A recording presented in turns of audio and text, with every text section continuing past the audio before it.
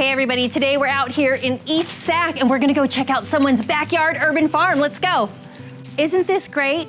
So I'm meeting up with Kyle Haggerty and he started this urban farm and here he is. Hey Kyle. Hi, welcome. Good to see you. See you. Let's go inside. Yeah, let's check it out. All right, so we're out here in the garden with Kyle. Kyle, explain the concept of urban farming.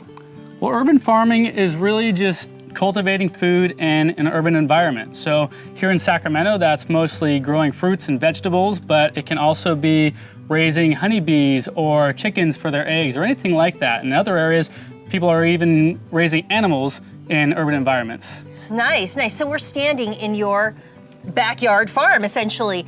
How did you get started? What do you have here? Started this garden in 2014. There was nothing here. It was a completely empty yard, but full of sunshine, you know, sunshine and weeds. Yeah, you and need so that. we had a lot of opportunity. I saw opportunity to grow a lot of produce in a space that we could grow for ourselves, for our family, but also have enough to share with friends and neighbors. And so that's what we did. We built this little farm cart.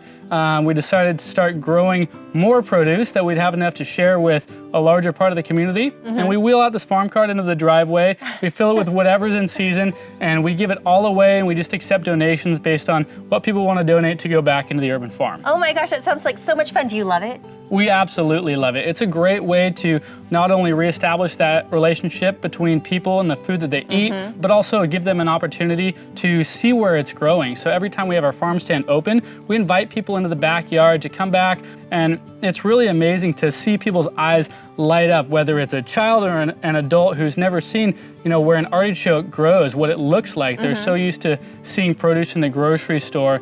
We grow stuff year round, so depending on what time of year it is, we might be growing something different. And one of the reasons why we grow so many different things is because we can. We live in an area where you can grow year round and we have the seasons, so you get a lot of diversity in our produce. I don't really have my green thumbs. Is this something that anyone can do? I would say absolutely this is something anyone can do. The thing is, you know, when people start a garden for the first time, they don't always find success in it, especially if they're going overboard and maybe trying more challenging things right out of the gate or trying to have too large of a garden. So I think for somebody trying to get into gardening or urban farming, just starting small, starting with the simpler plants, a smaller garden, maybe grow a few herbs and find success in that, and then just learn as you're going along. So would you say this is on the rise in Sacramento, the farm to fork capital?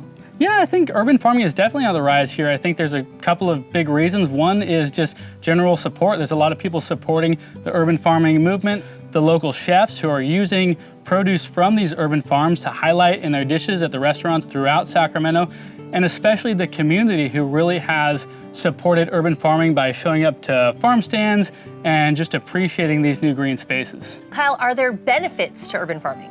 Absolutely. Urban farms are a great way to get healthy local produce to more communities, especially those communities that are often considered food deserts because they don't have access to this fresh local produce.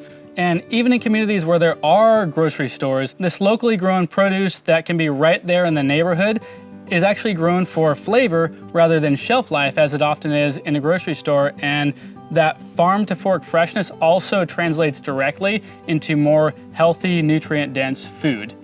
And among that, there are also a lot of other benefits. It's creating green spaces throughout the city. It's cutting down on the byproducts of having to transport produce and food and things like that all over the country. And everything can really stay on the farm. So when we're harvesting and pruning and mowing and doing things like that, we're able to make compost right there from the things that we don't use, and that compost goes right back into the farm. It stays right there to feed the plants. That is awesome, Kyle. I want to thank you for sharing some of your wisdom and experience with us. I can tell you're very passionate about it.